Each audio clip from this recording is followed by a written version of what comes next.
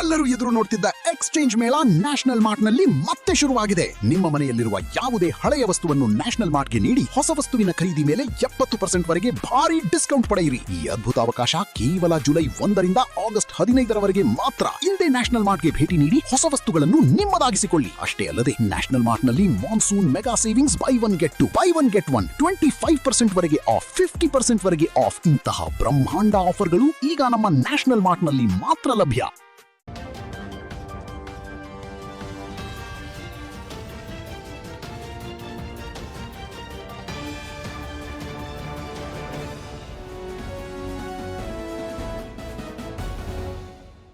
ಎಲ್ರಿಗೂ ನಮಸ್ಕಾರ. ನೀವು ನೋಡ್ತಾ ಇದ್ದೀರಾ ಸುದ್ದಿ ಸಮಯ ನ್ಯೂಸ್ ಚಾನಲ್. ಇದು ಡೆನ್ ನೆಟ್ವರ್ಕ್.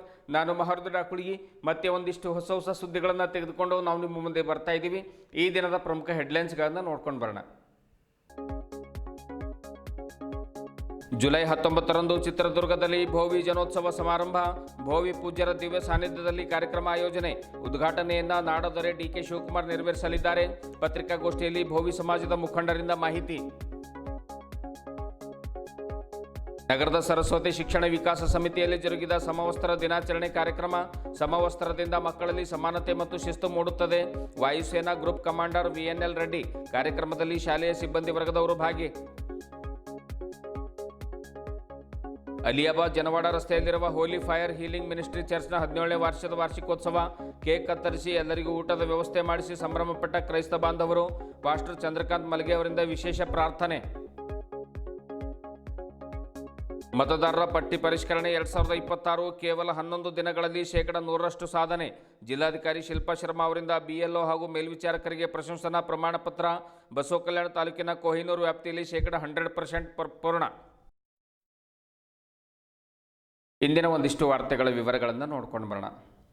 ಇದೇ ತಿಂಗಳ ಜುಲೈ 19ರಂದು ಭಾನುವಾರ ಚಿತ್ರದುರ್ಗದಲ್ಲಿ ಭೋವಿ ಜನೋತ್ಸವ ಸಮಾರಂಭ ಭವ್ಯ ರೀತಿಯಲ್ಲಿ ಜರುಗಲಿದೆ. ಸುಮಾರು 1.5 ಲಕ್ಷಕ್ಕೂ ಅಧಿಕ ಸಮಾಜದ ಬಾಂಧವರು ಪಾಲ್ಗೊಳ್ಳುವ ನಿರೀಕ್ಷೆ ಇದೆ ಎಂದು ಕಲ್ಯಾಣ ಕರ್ನಾಟಕ ಭಾಗದ ಭೋವಿ ವಡ್ರ ಸಮಾಜದ ವಿಭಾಗೀಯ ಅಧ್ಯಕ್ಷರಾದ ಇಳಕಲ್ನ ಸಿದ್ದು ಬಂಡಿ ತಿಳಿಸಿದರು. ನಗರದ ಜಿಲ್ಲಾ ಪತ್ರಿಕಾ ಭವನದಲ್ಲಿ ಕರೆದ ಸುದ್ದಿಗೋಷ್ಠಿಯನ್ನು ಉದ್ದೇಶಿಸಿ ಮಾತನಾಡಿರುವಂತಹ ಅವರು, ಈ ಹಿಂದೆಯೂ ಹಲವು ಬಾರಿ ಭೋವಿ ವಡ್ರ ಸಮಾಜದ ಸಮಾವೇಶವನ್ನು ಮಾಡಲಾಗಿತ್ತು. ಸುಮಾರು 3 ಲಕ್ಷಕ್ಕೂ ಅಧಿಕ ಸಮಾಜದ ಬಾಂಧವರು ನಮ್ಮ ಒಂದು ಸಮಾವೇಶದಲ್ಲಿ ಪಾಲ್ಗೊಂಡ ಉದಾಹರಣೆಗಳು ಕೂಡ ಇವೆ. ಹೀಗಾಗಿ ಈ ಬಾರಿಯೂ ಕೂಡ ಚಿತ್ರದುರ್ಗದಲ್ಲಿ ಸುಮಾರು 1.5 ಲಕ್ಷಕ್ಕೂ ಅಧಿಕ ಭೋವಿ ಸಮಾಜದ ಬಂಧುಗಳು ಪಾಲ್ಗೊಳ್ಳುವಂತಹ ನಿರೀಕ್ಷೆ ಇದೆ. ಸಮಾಜದ ಆಗು ಹೋಗುಗಳ ಬಗ್ಗೆ ಈ ಸಮಾವೇಶದಲ್ಲಿ ಚರ್ಚೆ ಕೂಡ ನಡೆಯಲಿದೆ ಎನ್ನುವಂಥ ಮಾತನ್ನು ಸಿದ್ದು ಬಂಡಿ ಅವರು ಹೇಳಿದರು. ಭೋವಿ ಸಮಾಜದ ವಿದ್ಯಾರ್ಥಿಗಳಿಗೆ ಸನ್ಮಾನ ಕೂಡ ಸಮಾವೇಶದಲ್ಲಿ ನೆರವೇರಿಸಲಾಗ್ತಾ ಇದೆ. ಅತಿ ಹೆಚ್ಚು ಅಂಕಗಳನ್ನು ಪಡೆದ ಸಾಧನೆಗೈದ 10ನೇ ಮತ್ತು PUC ವಿದ್ಯಾರ್ಥಿಗಳಿಗೆ ಸನ್ಮಾನಿಸಿ ಗೌರವಿಸಲಾಗುವುದು. ಈ ಕಾರ್ಯಕ್ರಮದಲ್ಲಿ ಮುಖ್ಯಮಂತ್ರಿ DK ಶಿವಕುಮಾರ್, ಉಪಮುಖ್ಯಮಂತ್ರಿ ಡಾಕ್ಟರ್ G ಪರಮೇಶ್ವರ್ ಸೇರಿದಂತೆ ರಾಜ್ಯದ ಮಂತ್ರಿಗಳು, ಜಿಲ್ಲೆಯ ಸಂಸದರು ಹಾಗೂ ಶಾಸಕರು ಪಾಲ್ಗೊಳ್ಳಲಿದ್ದಾರೆ. ಬೀದರ್ ಜಿಲ್ಲೆಯಿಂದ ಸುಮಾರು 10,000ಕ್ಕೂ ಅಧಿಕ ಭೋವಿ ಸಮಾಜ ಬಾಂಧವರು ಪಾಲ್ಗೊಳ್ಳುವ ಸಂಕಲ್ಪ ತೊಟ್ಟಿದ್ದಾರೆ ಎನ್ನುವಂಥ ಮಾತನ್ನು ಕೂಡ ಹೇಳಿದರು. ಭೋವಿ ವಡ್ರ ಸಮಾಜ ಸಂಘದ ಜಿಲ್ಲಾಧ್ಯಕ್ಷ ಮಾಣಿಕರಾವ್ ವಾಡೇಕರ್ ಮಾತನಾಡ್ತಾರೆ. ಬೀದರ್ ಜಿಲ್ಲೆಯಲ್ಲಿ ಭೋವಿ ಸಮಾಜದ ಜನರು ಸುಮಾರು 50 ರಿಂದ 60 ಸಾವಿರ ಜನರಿದ್ದಾರೆ. ಇಲ್ಲಿಂದ ಚಿತ್ರದುರ್ಗಕ್ಕೆ ಸುಮಾರು 10,000 ಜನರು ಹೋಗಲಿದ್ದೇವೆ. ನಾವು ಶಿಕ್ಷಣದಲ್ಲಿ ಮತ್ತು ರಾಜಕೀಯದಲ್ಲಿ ಆರ್ಥಿಕವಾಗಿ ಬಹಳ ಹಿಂದೆ ಇದ್ದೇವೆ. ಮನುಷ್ಯ ಜೀವಿಗಳಲ್ಲಿ ಶ್ರಮಜೀವಿ ಅಂದರೆ ಭೋವಿ ವಡ್ರ ಸಮಾಜದ ಜನರಿದ್ದಾರೆ. ನಮ್ಮ ಸಮಾಜದ ಗುರುಗಳು ಜಾಗೃತಿ ಮೂಡಿಸ್ತಾ ಇದ್ದಾರೆ. ಆರ್ಥಿಕವಾಗಿ, ರಾಜಕೀಯವಾಗಿ, ಶೈಕ್ಷಣಿಕವಾಗಿ ಅಭಿವೃದ್ಧಿ ಕೂಡ ನಾವು ಹೊಂದುವಂಥ ಪ್ರಯತ್ನ ಮಾಡ್ತಾ ಇದ್ದೇವೆ. ಜೊತೆಗೆ ಸಮಾಜದ ಕಾರ್ಯಕ್ರಮದಲ್ಲಿ ಪಾಲ್ಗೊಂಡು ಯಶಸ್ವಿಗೊಳಿಸುತ್ತೇವೆ ಎನ್ನುವಂಥ ಮಾತನ್ನು ಹೇಳಿದರು. ಇದೇ ವೇಳೆ ಪತ್ರಿಕಾಗೋಷ್ಠಿಯಲ್ಲಿ ಭೋವಿ ವಡ್ರ ಸಮಾಜದ ಮುಖಂಡರು ಉಪಸ್ಥಿತರಿದ್ದರು. ಆಗಮಿಸಿರೋದು ನಾಳೆ ಜುಲೈ 19ನೇ ತಾರೀಕು ದಿವಸ ಈ ಕರ್ನಾಟಕದ ರಾಜ್ಯದ ಮುಖ್ಯಮಂತ್ರಿಗಳಾದ DK ಶಿವಕುಮಾರ್ ಅವರು ಆಗಮಿಸ್ತಾ ಇದ್ದಾರೆ. ಅದ್ರ ಜೊತೆಗೆ ಇನ್ನೊಬ್ಬರು ಉಪಮುಖ್ಯಮಂತ್ರಿಗಳು ಡಾಕ್ಟರ್ ಪರಮೇಶ್ವರ್ ಆಗಮಿಸ್ತಾ ಇದ್ದಾರೆ. ಅದೇ ರೀತಿ ನಮ್ಮ ಸಮಾಜದ ಏನು ಕಾಂಗ್ರೆಸ್ MLAಗಳಾದ, ಆಮೇಲೆ ಮಾಜಿ ಶಾಸಕರು, BJP ಶಾಸಕರು ಹಾಗೂ JDS ಶಾಸಕರು, ಅದ್ರ ಜೊತೆಗೆ ಮಲ್ಲೇಶ್ ಬಾಬು ಅಂತ ಗುರುಗಳ ಅಧ್ಯಕ್ಷತೆಯಲ್ಲಿ ಬೃಹತ್ವಾದ ಒಂದು ರಾಜ್ಯ ಮಟ್ಟದ ಸಮಾವೇಶ ಮಾಡ್ತಾ ಇದ್ವಿ. ಆ ಕಾರ್ಯಕ್ರಮದಲ್ಲಿ ಹೆಚ್ಚಿನ ಸಂಖ್ಯೆಯಲ್ಲಿ ತಾವು ಬೀದರಿಂದ ಆಗಮಿಸಬೇಕಂತ ನನ್ನ ಒಂದು ಕಳಕಳಿಯಿಂದ ಮನವಿ ಮಾಡ್ತಾ ಇದ್ದೀನಿ. ನಮ್ಮ ಜಿಲ್ಲೆಯಿಂದ ಬೀದರಿಂದ ಸುಮಾರು 10,000 ಜನ ಇವತ್ತು ಬರ್ತಾರಂತ ಒಂದು ನಮ್ಗೆ ಭರವಸೆ ಇದೆ. ಅದಕ್ಕೆ ತಾವೆಲ್ಲರೂ ಕೂಡ ಆ ಕಾರ್ಯಕ್ರಮಕ್ಕೆ ಹೆಚ್ಚಿನ ಸಂಖ್ಯೆಯಲ್ಲಿ ಬಂದು ಆ ಕಾರ್ಯಕ್ಕೆ ಯಶಸ್ವಿಗೊಳಿಸ್ಬೇಕಂತ ಬೀದರ್ ಜನತೆ ಎಲ್ಲ ನಮ್ಮ ಭೋವಿ ಬಂಧುಗಳಿಗೆ ನನ್ನ ಮನವಿ. ಇನ್ನೊಂದು ಇವತ್ತು ಬೀದರ್ ಜಿಲ್ಲೆಯಲ್ಲಿ ಈಗಾಗಲೇ ನಮ್ಮ ಪತ್ರಿಕಾ ಸೋದರಿ ಕೇಳಿದ್ರು ಎಷ್ಟು ಜನಸಂಖ್ಯೆ ಅಂತಂದು. ಸುಮಾರು 50,000 to 60,000 ಜನಸಂಖ್ಯೆ ಇದೆ. ದೇಶ ಸ್ವತಂತ್ರ ಆದಮೇಲೆ ಇಲ್ಲಿ ತನಕ ಶೈಕ್ಷಣಿಕವಾಗಿ, ಆರ್ಥಿಕವಾಗಿ, ರಾಜಕೀಯವಾಗಿ ನಮ್ಮ ಜನಗಳು ಬೀದರ್ ಜಿಲ್ಲೆಯಲ್ಲಿ ಕಾಣಿಸ್ಕೊಂಡಿಲ್ಲ. ಇತ್ತೀಚೆಗೆ ನಾವು ಸ್ವಲ್ಪ ಶಿಕ್ಷಣದಲ್ಲ ಸ್ವಲ್ಪ ಮುಂದುವರೆದ ಮೇಲೆ ನಾವು ಬೀದರ್ ಜಿಲ್ಲೆಯಲ್ಲಿ ನನಗನ್ನಿಸ್ತದ ಈ ಪತ್ರಿಕಾ ಭವನದಲ್ಲಿ ಇದೆ 3ನೇ 4ನೇ ಪತ್ರಿಕಾ ಭವನಿಗೋಷ್ಠಿ ಮಾಡಿರಬೇಕು ಅಂತ ನಂಗೆ ಅನ್ನಿಸ್ತದ. ಯಾಕಂತ ನಮ್ಮ ಜನಗಳಿಗೆ ಸರಿಯಾದ ಶಿಕ್ಷಣ ಇರೋದ್ರಿಂದ ಯಾವುದೇ ಒಂದು ಧಾರ್ಮಿಕವಾಗಲಿ, ರಾಜಕೀಯ ಆಗಲಿ, ಶೈಕ್ಷಣಿಕ ಏನೂ ಗೊತ್ತಿಲ್ಲದೇ ಇಲ್ಲಿ ತನಕ ಜೀವನ ಮಾಡ್ತಾ ಬಂದಿದ್ದಾರೆ. ಮತ್ತು ಮನುಷ್ಯ ಪ್ರಾಣಿಗಳು ಯಾವ್ಯಾವ ರೀತಿ ನಾವು ಹೋಗಬೇಕಾಗ್ಯದ ಆ ಕಾರ್ಯಕ್ರಮಕ್ಕೆ 19ನೇ ತಾರೀಕು ದಿವಸ ಚಿತ್ರದುರ್ಗದಲ್ಲಿ ನಾವು ಸಾವಿರ ಸಂಖ್ಯೆಯಲ್ಲಿ ಬೋವಿ ಸಮಾಜದವರು ಬೀದರ್ ಜಿಲ್ಲೆಯಿಂದ ಹೋಗಿ ಆ ಕಾರ್ಯಕ್ರಮದ ಭಾಗಿಯಾಗಿ ಅಪೋಜರ್ ಮಾಡುವಂಥ ಕಾರ್ಯಕ್ರಮ ಸಕ್ಸಸ್ ಮಾಡ್ತೇವೆ ಅಂತ ಹೇಳಿ ನಾನು ಎರಡು ಮಾತು ಮುಗಿಸ್ತೇನೆ. ಸರ್, ನಮ್ಮ ಬೀದರ್ ಜಿಲ್ಲೆ 1,000ಕ್ಕಿಂತ ಹೆಚ್ಚು ಜನ ಹೋಗ್ತೇವೆ ಸರ್ ನಾವಿಲ್ಲಿ. ಬಾಗಲಕೋಟದಲ್ಲಿ ಹಿಂದೆ ಸೇರಿದ್ದೀವಿ, 2.5-3 ಲಕ್ಷ ಜನ ಸೇರಿದ್ದೀವಿ. ಅದೇ ರೀತಿ ಕೂಡ ನಮ್ಮ ಜನಗಳಿಗೆ ವಿನಂತಿ ಏನಪ್ಪ ಅಂತಂದ್ರೆ ನಮ್ಮ ಭೋವಿ ಸಮುದಾಯಕ್ಕೆ ಎಲ್ಲರೂ ಇದು ಜನೋತ್ಸವ ಜೊತೆಗೆ ನಮ್ಮ ಸಮುದಾಯದೇ ಉತ್ಸವ ಅಂತ ಆಚರಣೆ ಯಾವಾಗ ಮಾಡ್ತಾರಪ್ಪ ಅಂತಂದ್ರೆ, ಹೇಗೆ ರಾಧಾಕೃಷ್ಣ ಅವರು ಹೆಂಗೆ ಶಿಕ್ಷಕರ ದಿನಾಚರಣೆ ಮಾಡಿದರು ಮತ್ತು ಜವಾಹರ್ಲಾಲ್ ನೆಹರು ಅವರು ತಮ್ಮ ಹುಟ್ಟುಹಬ್ಬವನ್ನು ಮಕ್ಕಳ ದಿನಾಚರಣೆ ರೂಪದಲ್ಲಿ ಮಾಡಿದರು. ಅದೇ ರೀತಿಯಾಗಿ ಮೂರ್ತಿ ಚಿಕ್ಕದಿದ್ದರು ಕೀರ್ತಿ ದೊಡ್ಡವನ್ನಂಥದ್ದು ಮಹಾ ಜ್ಞಾನಿ, ವಯಸ್ಸು ಚಿಕ್ಕದಿದ್ದರೂ ಕೂಡ ಬೇರೆ ಸಮುದಾಯದಲ್ಲಿತ್ತಂಥ ಪೂಜ್ಯರಂತೆ ನಮ್ಮ ಪೂಜ್ಯರು ಕೂಡ ನಮಗೆ ಜ್ಞಾನ ಹಂಚಿಕೊಡೋದರಲ್ಲಿ ಬಹಳ ಸಹಾಯ ಆಗಿದೆ. ಅವರ ಆಶೀರ್ವಾದ ನಮ್ಗೆ ಭಾಳ ಮುಖ್ಯ ಅದ. ಅದಕ್ಕಾಗಿ ನಮ್ಮದೇ ಒಂದು ಉತ್ಸವ ಭೂಮಿ ಜನೋತ್ಸವ ಮಾಡುತ್ತಾರಲ್ಲ, ಹಾಗಾಗಿ ನಾವೆಲ್ಲ ನಮ್ಮ ಉತ್ಸವ ಇದೆ, ನಾವು ಸೇರಬೇಕು, ನಮ್ಮ ಈಡೇರಿಸ್ತಾರ ತಿಳ್ಕೊಂಡು ನಾವೆಲ್ಲರೂ 2 ಲಕ್ಷ ಜನ ಅಲ್ಲಿ ಸೇರ್ಬೇಕಂತ ಎಲ್ಲ ಜಿಲ್ಲೆಯ ಮುಖಂಡರನ್ನು ನಾವು ವಿನಂತಿ ಮಾಡ್ಕೊಳ್ತೀವಿ. ಸಮವಸ್ತ್ರದಿಂದ ಮಕ್ಕಳಲ್ಲಿ ಶಿಸ್ತು ಮತ್ತು ಸಮಾನತೆಯ ಭಾವನೆ ಮೂಡುತ್ತದೆ, ಜೊತೆಗೆ ಗುರುತ್ವದ ಜೊತೆಗೆ ಜವಾಬ್ದಾರಿ ಕೂಡ ಅರಿವು ಮೂಡಿಸುತ್ತದೆ ಎಂದು ಬೀದರ್ನ ಭಾರತೀಯ ವಾಯುಸೇನೆಯ ಗ್ರೂಪ್ ಕಮಾಂಡರ್ ಆಗಿರತಕ್ಕಂಥ VNL ರೆಡ್ಡಿ ಅವರು ತಿಳಿಸಿದರು. ನಗರದ ಅಂಬೇಡ್ಕರ್ ವೃತ್ತದ ಸಮೀಪದಲ್ಲಿರುವಂಥ ಸರಸ್ವತಿ ಶಿಕ್ಷಣ ಸಂಸ್ಥೆಯ ವಿಕಾಸ ಸಮಿತಿ ಆವರಣದಲ್ಲಿ ಜರುಗಿದ ಸಮವಸ್ತ್ರ ದಿನಾಚರಣೆ ಕಾರ್ಯಕ್ರಮವನ್ನು ಉದ್ಘಾಟಿಸಿ ಅವರು ಮಾತನಾಡುತ್ತಾರೆ. ಸಮವಸ್ತ್ರ ಎಂಬುದು ಎಲ್ಲರನ್ನ ಒಂದೇ ರೀತಿಯಲ್ಲಿ ನೋಡಲು ಸಹಕಾರಿಯಾಗಿದೆ. ಮಕ್ಕಳಲ್ಲಿ ಶಾಲೆಯೊಳಗೆ ಭೇದ ಭಾವ ಮೂಡಬಾರದೆಂದು ಸಮವಸ್ತ್ರ ಜಾರಿಗೆ ತರಲಾಯಿತು. ಈ ಸಮವಸ್ತ್ರ ಮಕ್ಕಳಿಗೆ ಗುರುತ್ವದ ಜೊತೆಗೆ ತನ್ನ ಜವಾಬ್ದಾರಿಯ ಕುರಿತು ಅರಿವು ಮೂಡಿಸುತ್ತದೆ. ಶಾಲೆಯಲ್ಲಿ ಮಕ್ಕಳು ಉತ್ಸಾಹದಿಂದ ಶಿಕ್ಷಣ ಕಲಿಯಲು ಪ್ರೇರೇಪಿಸುತ್ತದೆ. ಮಕ್ಕಳು ಯಾಂತ್ರಿಕತೆಗೆ ಹೆಚ್ಚು ಒಗ್ಗಿಕೊಳ್ಳದೆ ಮೊಬೈಲ್ಗೆ ದಾಸರಾಗದೆ ಶಿಕ್ಷಣದ ಜೊತೆಗೆ ಒಂದು ಹೆಚ್ಚು ಶಿಕ್ಷಣಕ್ಕೆ ಒತ್ತು ಕೊಟ್ಟು ಅಧ್ಯಯನ ಮಾಡಿ ಸಮಾಜದಲ್ಲಿ ತನ್ನ ಹೆಜ್ಜೆ ಗುರುತನ್ನು ಮೂಡಿಸಬೇಕು ಅನ್ನುವಂಥ ಸಲಹೆಯನ್ನು ರೆಡ್ಡಿ ಅವರು ಮಕ್ಕಳಿಗೆ ಕೊಡ್ತಾರೆ. ಮಕ್ಕಳ ಶಿಸ್ತು, ಸಂಯಮ, ಪ್ರಾರ್ಥನೆ ಮತ್ತು ಶಾಂತತೆಯನ್ನು ಕಂಡ ವಾಯುಸೇನೆಯ ಗ್ರೂಪ್ ಕಮಾಂಡರ್ VNL ರೆಡ್ಡಿ ಅವರು ಪ್ರಶಂಸೆಯನ್ನು ವ್ಯಕ್ತಪಡಿಸಿದರು.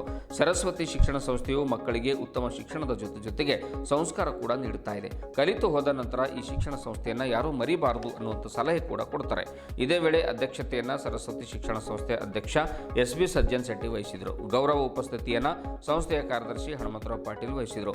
ಶಾಲೆಯ ಸಹ ಶಿಕ್ಷಕರಾದ ಶ್ರೀಮತಿ ಊರ್ಮಿಳಾ ಬಕ್ಷಿ ವೇದಿಕೆ ಮೇಲೆ ಉಪಸ್ಥಿತರಿದ್ದರು.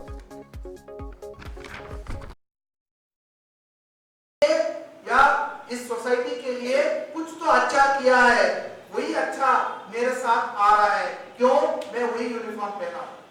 बट मेरा जिम्मेदारी क्या होगा, जो भी मैं करूंगा वो उस गरिमा को और बढ़ाऊंगा, तभी तो ये यूनिफॉर्म का गरिमा रहेगा और आगे और किसी को भी नेक्स्ट जनरेशन आगे जनरेशन में भी एक यूनिफॉर्म में हूं अभी, तो उसी के याद कर रहा हूं कि इससे आपका आइडेंटिटी बनेगा। उस आइडेंटिटी को आइडेंटिटी के साथ रेस्पॉन्सिबिलिटी आता है, वो रेस्पॉन्सिबिलिटी आपके ऊपर आता है और आपको हमेशा इस पे ध्यान रखना है। और यूनिफॉर्म का और एक मीनिंग है यूनिफॉर्मिटी, समानता। जो भी है, हम कहां पैदा हुआ, किस घर में पैदा हुआ, किस शहर में पैदा हुआ, अब आगे हम क्या करने वाले हैं, क्या होने वाला है, तो सब यूनिफॉर्मिटी के अंदर समान हो जाता है। हम सब समान। और आप हिंदी में मैडम बाद में बताएगा, 1 for all for one, मतलब क्या है इसका?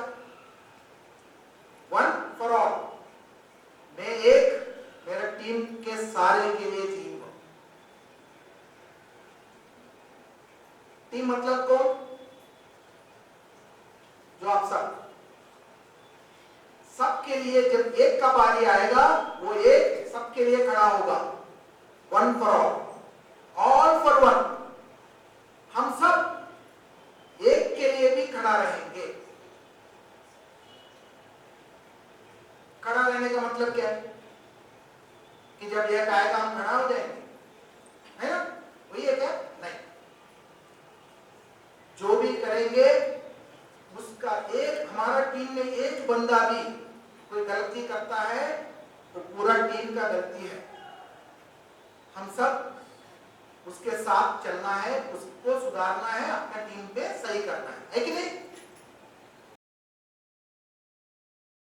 ಇತ್ತೀಚೆಗೆ ಅಲಿಯಾಬಾದ್ ಜನವಾಡ ಬೈಪಾಸ್ ರಸ್ತೆಯಲ್ಲಿರುವಂಥ ಹೋಲಿ ಫೈರ್ ಹೀಲಿಂಗ್ ಮಿನಿಸ್ಟ್ರಿ ಚರ್ಚ್ನ 17ನೇ ವರ್ಷದ ವಾರ್ಷಿಕೋತ್ಸವವನ್ನು ಕೇಕ್ ಕಟ್ ಮಾಡುವ ಮೂಲಕ ಅತ್ಯಂತ ಸಂಭ್ರಮ ಮತ್ತು ಸಡಗರದ ಮಧ್ಯೆ ಆಚರಣೆ ಮಾಡಲಾಯಿತು. ಚರ್ಚ್ ಸ್ಥಾಪಿಸಿದ ಈ 17 ವರ್ಷದಲ್ಲಿ ಸಾವಿರಾರು ಜನರಿಗೆ ರಕ್ಷಣೆಯಾಗಿದೆ. ಆಮೇಲೆ ಸಾವಿರಾರು ಜನ ಒಂದು ಭೂತ ದೆವ್ವದಿಂದ ಕೂಡ ಬಿಡುಗಡೆಯನ್ನು ಹೊಂದಿದ್ದಾರೆ ಎಂದು ಪಾಸ್ಟರ್ ರೆವರೆಂಡ್ ಚಂದ್ರಕಾಂತ್ ಮಲ್ಲಿಗೆ ಪ್ರಾರ್ಥನೆ ಸಂದರ್ಭದಲ್ಲಿ ತಿಳಿಸಿದರು. ಜೊತೆಗೆ ಇಲ್ಲಿ ರೋಗಿಗಳಿಗೆ ಸ್ವಸ್ಥತೆ ಆಗ್ತದೆ, ಕಷ್ಟದಲ್ಲಿರುವವರಿಗೆ ಪರಿಹಾರ ಸಿಗ್ತದೆ. ಅನೇಕ ಜನರು ಮಾಟ ಮಂತ್ರದಿಂದ ಬಿಡುಗಡೆ ಕಂಡಿದ್ದಾರೆ ಮತ್ತು cancer, AIDS, heart attack, feeds, ಪಾರ್ಶ್ವವಾಯು, ಪೈಲ್ಸ್ ಮತ್ತು ಎಲ್ಲ ತರಹದ ರೋಗಗಳನ್ನು ಯೇಸು ಸ್ವಾಮಿಯವರು ಇಲ್ಲಿ ವಾಸಿ ಮಾಡ್ತಾರೆ. ಅನೇಕ ಸ್ತ್ರೀಯರಿಗೆ ಮಕ್ಕಳಿಲ್ಲದಿರುವಾಗ ಇಲ್ಲಿ ಮಕ್ಕಳ ಭಾಗ್ಯ ಕೂಡ ಸಿಕ್ಕಿದೆ. ಎಲ್ಲ ಥರದ ದೊಡ್ಡ ದೊಡ್ಡ ರೋಗಗಳಿಗೆ, ಎಲ್ಲ ತರಹದ ಸಮಸ್ಯೆಗಳಿಗೆ ಇಲ್ಲಿ ಪರಿಹಾರ ಸಿಗ್ತದೆ ಅನ್ನುವಂಥ ಮಾತನ್ನು ಕೂಡ ಅಲ್ಲಿ ತಿಳಿಸಿದರು.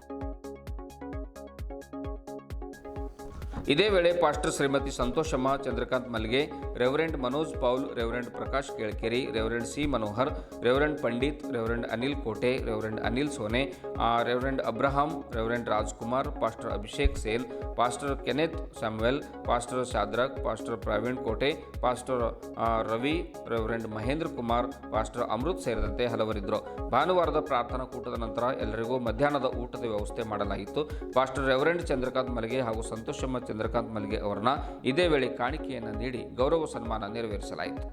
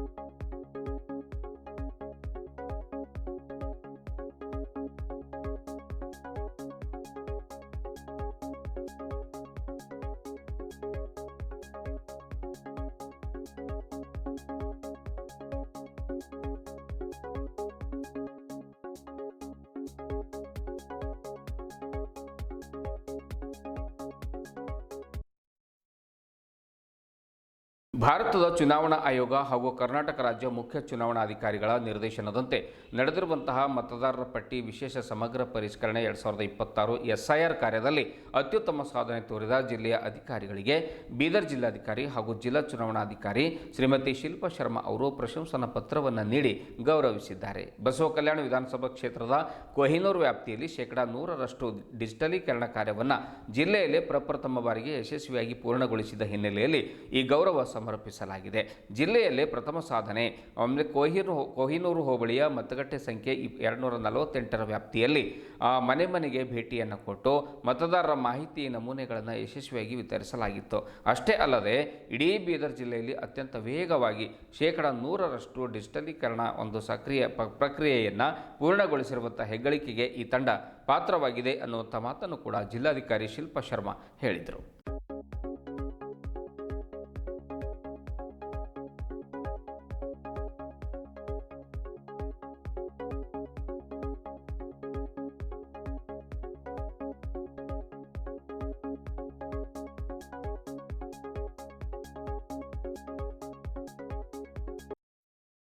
ಇದುವರೆಗೂ ಸುದ್ದಿ ಕೊಟ್ಟಿರುವ ನಾನು ಮಹಾರುದ್ರ ಕುಳಿಗೆ ಮತ್ತೆ ಮುಂದಿನ ವಾರ್ತೆಗಳೊಂದಿಗೆ ಭೇಟಿಯಾಗೋಣ. ವಂದನೆಗಳು.